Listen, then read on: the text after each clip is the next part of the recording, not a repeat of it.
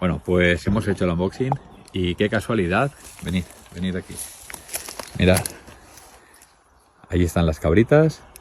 Qué mejor ocasión que ahora que estamos aquí a unos 200 metros, 300 más o menos. Vamos a ver a plena luz del día cómo se ve esta maravilla, ¿vale? Es el Action Compact.